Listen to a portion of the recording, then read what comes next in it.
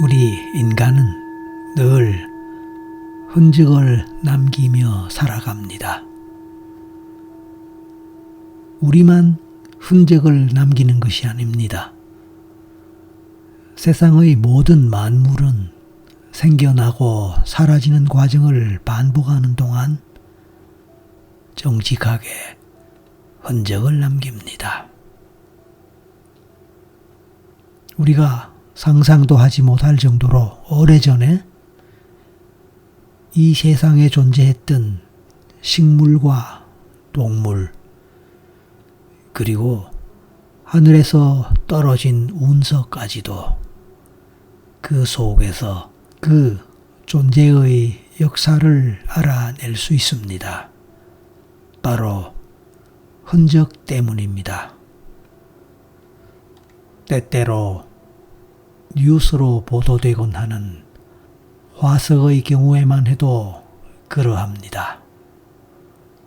화석 속에 박힌 선명한 흔적은 바로 지금은 존재하지 않지만 오랜 세월 전에 존재했거나 살았던 어떤 생명체 또는 어떤 물질의 역사를 말해주고 있습니다. 그 흔적은 바로 그 역사를 잘 보여주고 있는 것입니다. 긴 세월이 아무리 많이 지나고 또 풍화작용이 수없이 반복되어 오랫동안 일어났다 해도 그 흔적은 보존되었기에 지금까지 전해지고 있으며 자신이 존재했었거나 살았었던 그 흔적들을 후세에 보여주고 있습니다. 좀 더 구체적으로 그 흔적은 그 존재나 생명체가 과거 오랜 세월 전에 어떤 모습으로 어느 정도의 세월 동안 존재했으며 어떤 이유로 사라지거나 소멸되었는지를 보여주고 있는 것입니다. 아직도 우리나라뿐만 아니라 세계 곳곳에 남아있는 공룡의 발자국, 심지어 미생물과 같은 작고 작은 생물들의 흔적을 캐내는 일을 하는 학자들을 통해 우리는 아주 오래전의 존재들과 만납니다. 이제는 제임스 웹이라는 초대형 우주망원경을 통해 적외선 관측 방식으로 135억 년 이상을 거슬러 올라가서 초기 우주에 생성된 최초의 별과 우주를 관측한 사진을 볼 수 있는 시대도 되었습니다. 상상을 초월하는 먼 거리에 있는 별들을 통해서 우리는 원시 우주의 흔적을 읽어내는 것입니다. 그렇다면 오래전의, 어쩌면 전생의 내 흔적도 찾아볼 수 있지 않을까요? 내 몸속 어디엔가 존재하는 나도 모르는 생물학적인 정보들이 얼마나 많은지 우리는 그것 또한 상상하기 어렵습니다. 그래서 DNA에 대한 연구는 끊임없이 발전되고 있지요. 그것 또한 우리들 혹은 나를 제대로 이해하고 알아가기 위한 하나의 중요한 방법일 것입니다. 그런데 DNA에는 그런 생물학적이고도 물질적인 DNA만 있는 것이 아닙니다. 마음의 DNA, 생각의 DNA, 감정의 DNA도 있을 것입니다. 예를 들어 우리는 생각이나 감정의 패턴을 부모님으로부터 물려받을 수 있습니다. 부모님을 닮아서 생각이 깊고 매사에 이성적으로 대처하며 긍정적으로 세상을 바라보는 사람이 있습니다. 그것 또한 부모님에게 물려받은 것이겠지요. 마찬가지로 부모님을 닮아서 성격적으로나 감정적으로 예민해서 상처를 잘 받는 사람도 있고, 성격이 용감무상해서 두려움을 모르고 돌진하는 기질을 가진 사람도 있습니다. 또한 불안을 잘 느끼고 두려움을 자주 경험하는 사람도 있습니다. 과학적으로 봤을 때 이 모든 것들은 부모님이나 조상님들로부터 물려받았다고 볼 수 있으니, 이런 것들은 굳이 전생과 관련지어서 생각할 필요는 없을지도 모릅니다. 하지만 마음을 열고 조금 더 생각의 관점을 바꾸어 본다면 이러한 자신의 성향을 통해서 자신의 전생에 대해서 짐작해 볼 수도 있습니다.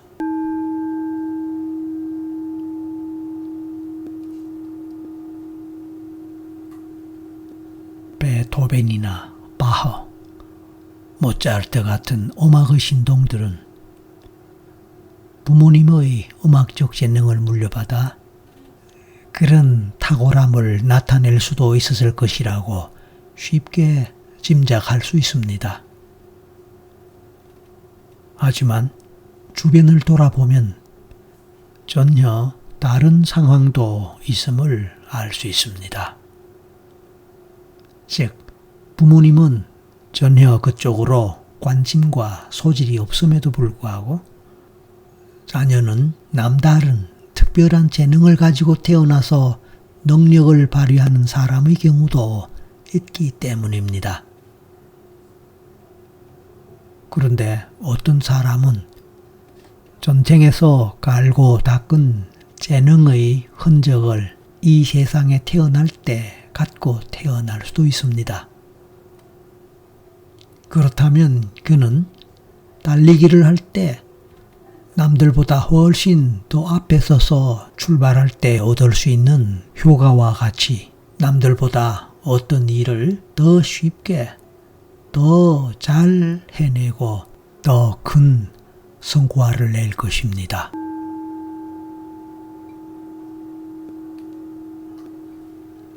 최면에 걸려 전생 체험을 할 때 자신이 전생에 노래를 부르던 사람이었음을 기억해내는 경우가 있습니다. 그런 그는 깨어난 후에 그 전생 기억을 떠올리면서 노래를 불러볼 수도 있습니다. 그때 그는 평소에 그 자신과는 달리 훨씬 멋진 목소리로 노래를 잘 부르게 되는 자신을 보고 놀라게 됩니다. 우리들 속에는 우리가 생각하는 것보다 너무 많은 재능도 있고 오랫동안 파묻혀서 언젠가는 드러나고 노출되기를 기다리는 능력들도 많이 숨어 있습니다. 그러한 것들은 어쩌면 전생에서의 흔적에 해당할 것입니다. 그런 것을 잠재 능력이라고 부르는 것이 아닐까요? 그런 흔적들은 우리가 평소에 사용하는 언어, 몸짓, 행동 방식, 사고 방식, 습관에도 묻어 있습니다. 그렇다면 당신이 가장 자주 잘 사용하는 말이 있다면 어떤 말이 있을까요? 당신은 평소에 당신이 화가 나거나 기쁠 때 무의식적으로 어떤 말을 내뱉거나 당신의 입에서 어떤 말들이 튀어나올까요?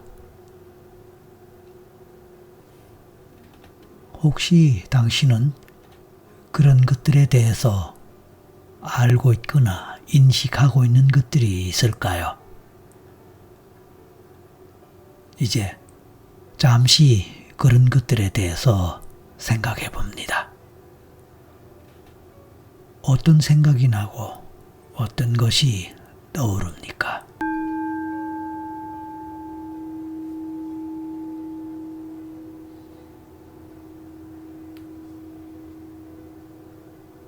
이제 그러한 내용을 중심으로 하여 그것은 당신의 어떤 전생과 관련이 있을지에 대해서도 막연하게 생각해 봅니다. 그리고 이제 바로 그 전생을 찾아서 가볼 것입니다. 당신의 마음이 가는 대로, 생각이 가는 대로, 감정이 가는 대로 따라가 봅니다. 그냥 막연하게 떠오르는 것이 있다 하더라도 그것을 따라가다 보면 그것이 반드시 전생이라는 확신이 서지 않아도 좋습니다. 그냥 마음의 생각, 감정, 기분 또는 이미지를 따라가는 것입니다. 그렇게 따라가다 보면 막연한 이미지의 흐름, 그래서 스토리와 같기도 한 그런 내용들이 떠오를 수도 있고 생각날 수도 있습니다. 그 속에서 당신은 어떤 캐릭터의 존재 또는 사람이었을지 느껴보고 생각해 봅니다. 경우에 따라서 논리적으로 또는 이성적으로 연결이 되지도 않고 말도 되지 않을 것 같은 그런 스토리, 그런 장면들 또는 이미지들이 떠오를 수도 있습니다. 하지만 개의치 말고 그냥 따라가 봅니다. 당신은 어느 시대 또는 어느 나라, 어느 지리적 조건에, 환경적 조건에서 존재했거나 살았던 사람이었나요? 아니면 어떤 생명체였나요? 아니면 또 다른 존재였나요?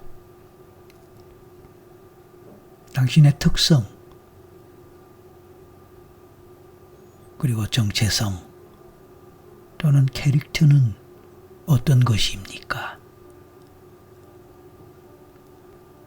그 속에서 당신은 어떻게 존재했고 어떻게 살았습니까? 당신의 생각이 펼쳐지는 만큼 따라가 보세요.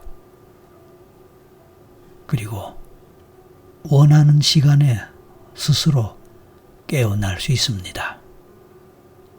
어떤 내용이 펼쳐지든 중요한 것은 그 전생의 당신의 존재와 현재의 당신의 삶이, 당신의 정체성, 당신의 캐릭터가 서로 어떻게 관련되는지를 알아보는 것입니다. 전생에서의 인간관계와 이번 생의 인간관계가 서로 관련되거나 이어지는 것이 있습니까? 이어질 때는 전생과 비슷한 형태로 그렇게 이어질 수도 있고 그 반대적인 상황, 반대적인 관계로 이어질 수도 있습니다. 어떤 형태로든 전생의 인간관계, 그리고 지금의 인간관계가 어떤 관련이 있을까요? 뿐만 아닙니다. 전생에서 주로 하던 일, 전생에서 잘 하던 일, 전생에서 즐겨하던 일, 그런 것과 이번 생에서의 당신이 좋아하고 잘하고 즐겨하는 것, 또는 주로 하는 일, 그런 것과 어떤 관련이 있을지에 대해서도 찾아보고 연결시켜 볼 수 있다면 좋을 것입니다. 이제부터는 본격적으로 당신의 시간입니다. 종이배가 바람 부는 대로, 물결 치는 대로 흘러가듯이 당신의 전생 여행도 그렇게 흘러가면 됩니다. 마지막으로 다시 한번 말씀드리면, 모든 과정을 다 마무리하고 깨어나고 싶을 때는 스스로 그렇게 하겠다고 마음먹고 깨어나기 원하는 시간에 눈을 뜨면 됩니다. 만약 꿀잠 속으로 들어가고 싶다면 그대로 꿀잠 속으로 들어가세요.